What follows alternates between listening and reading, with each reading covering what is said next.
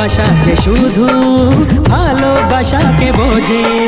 তুমি শুধু তুমি নিয়ে আমি, তুমি শুধু তুমি নিয়ে আমি, এই তো জীবন।